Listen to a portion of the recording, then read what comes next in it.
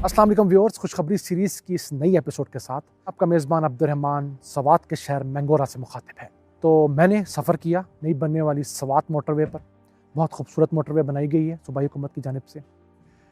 इस मोटरवे पे आप लोग सफ़र कीजिए और मैं सब लोगों को कहता हूँ, जब ये कोरोना का पैच निकल जाएगा तो इसके बाद आप लोग सफ़र पे आइए। कराची से लेकर सवात तक आपको सिर्फ एक जो 300 किलोमीटर का पैच है हैदराबाद और सखर के दरमियान, उसके अलावा तमाम मोटरवे मिलेगी।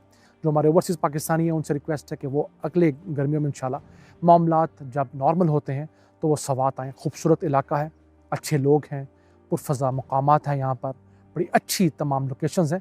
आप लोग यहाँ पर ज़रूर तशरीफ़ लाइए। एक चीज़ जो मैं यहाँ पर नोट की, जिसकी तरफ मैं हुकूमत खैबर पख्तूनख्वा की ख़ुसूसी तौर पर तवज्जो मबज़ूल करना चाहता हूँ, वो है कि यहाँ पर किसानों ने अपनी मदद आप के तहत जैतून बहुत लगाया है। उनके लिए प्रॉब्लम ये आ रही है कि उनको ख़ास गाइडेंस नहीं मिली। आप मेरे पीछे अकब में देख सकते हैं, जो लोग ज़राअत से वाबस्ता हैं वो मेरे अकब में मुख्तलिफ़ जैतून के पौधे देख रहे होंगे। तो ये लोग बेचारे जैतून लगाते हैं, अब इनको अगले प्रोसेस का नहीं पता कि उस जैतून के साथ हमें आगे करना क्या है।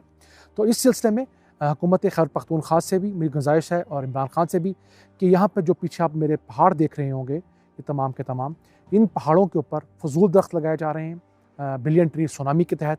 जैसे पंजाब में सफ़ेदा है जो पानी का बहुत बड़ा ज़िया का सबब तस्वर किया जाता है, इनके ऊपर जैतून लगाया जाए। यहाँ पर एक इलायची नाम का कोई पौधा है, खाने वाली इलायची नहीं, एक पौधे का नाम इलायची है, वो लगाया जा रहा है, जिसकी वजह से चश्मे खुश्क हो रहे हैं।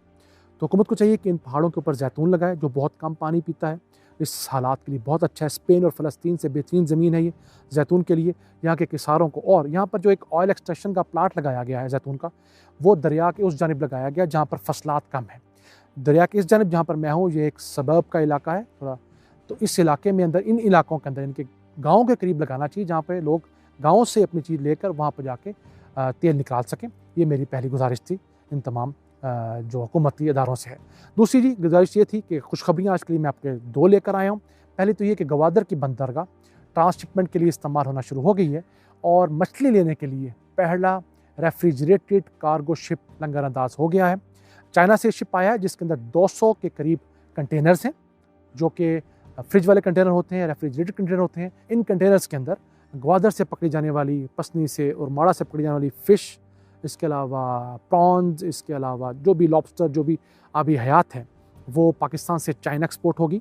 और इमरान खान ने गुज़िश्ता दिनों जो अफ़गानिस्तान का दौरा किया था, उसमें अफ़गानिस्तान के साथ यह तय हुआ कि अफ़गान बिजनेसमैन, अफ़गान हुकूमत अपनी तमाम जो शिपमेंट्स हैं वो ग्वादर के ज़रिए करने की कोशिश करेंगे, ताकि यहाँ के अवाम में रोज़गार पैदा किया जा सके, अवाम को इसका फ़ायदा मिल सके। ये पाकिस्तान के लिए बहुत अहम डेवलपमेंट है। और उसके बाद मुस्तक़बिल करीब में यहाँ से स्टील और फर्टिलाइज़र समेत दीगर अशिया की एक्सपोर्ट इंपोर्ट भी शुरू होने जा रही है। उससे मुतालिक एक अहम डेवलपमेंट ये भी आई है कि FBR ने, कस्टम ने जो कवानीन बनाने थे ग्वादर पोर्ट से मुतालिक, वो तमाम के तमाम बना दिए गए हैं।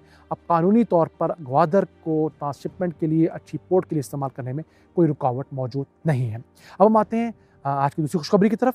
वो खुशखबरी आई है जनाब पंजाब हुकूमत का दावा। और पंजाब हुकूमत ने एक दावा किया है कि उन्होंने गुज़िश्ता 27 माह की जो हुकूमत है उसके दरमियान 206 अरब रुपये रिकवर किए हैं। याद रहे, ये दावा पंजाब हुकूमत का है, मैं आपको मिनुआन बता रहा हूँ।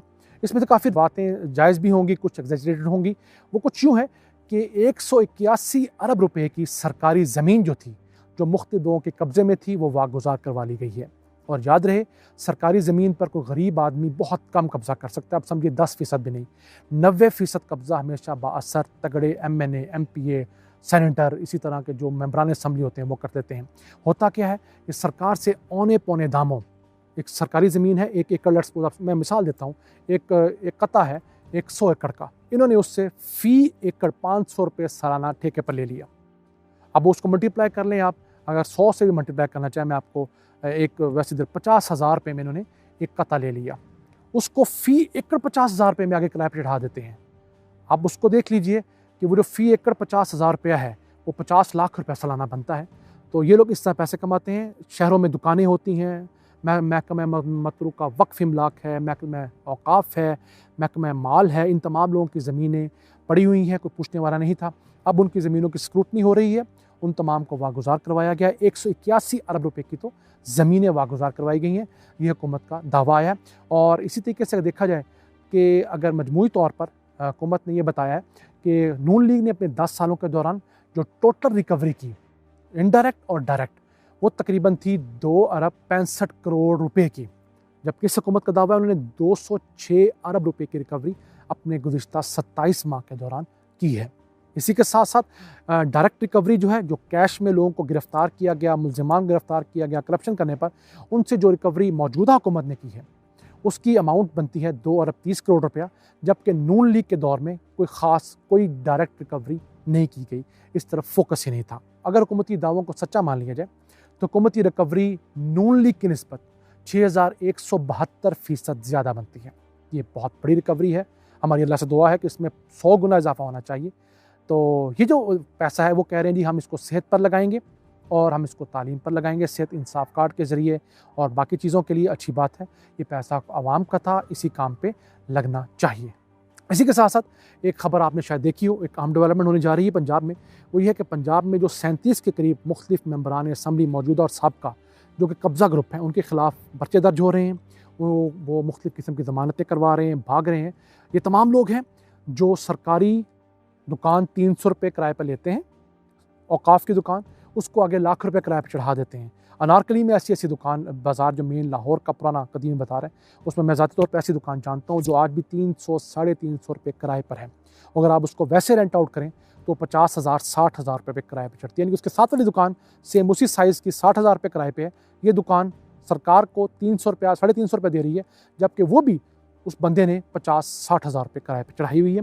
ये महकमा औक़ाफ़ की ज़मीन है, महकमा मतरूका वक्फ़ इमलाक की है। याद रहे, महकमा मतरूका वक्फ़ इमलाक वो ज़मीन है जिसको हम आम ज़ुबान में हिंदू औक़ाफ़ भी कहते हैं। यानी कि हिंदू और सिख जो यहाँ से छोड़ कर चले गए पार्टीशन के बाद, उनकी जो प्रॉपर्टी है उसको जो बोर्ड मैनेज करता है उसको मतरूका वक्फ़ इमलाक कहा जाता है।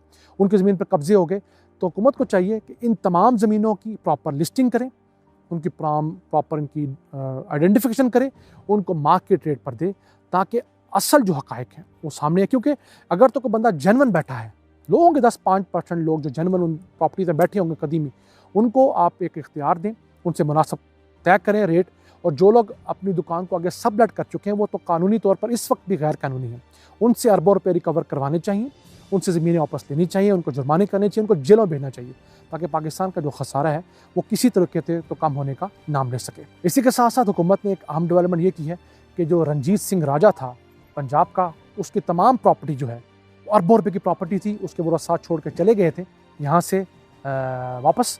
वो प्रॉपर्टी तमाम जो है उस पर कहीं खुरम दस्तगीर MNA जो है नून लीग के वो काबिज़ हैं, कोई दूसरे लोग काबिज़ हैं, उन तमाम लोगों से वो ज़मीनें वापस कराई जा रही हैं, उनको जुर्माने भेजे जा रहे हैं।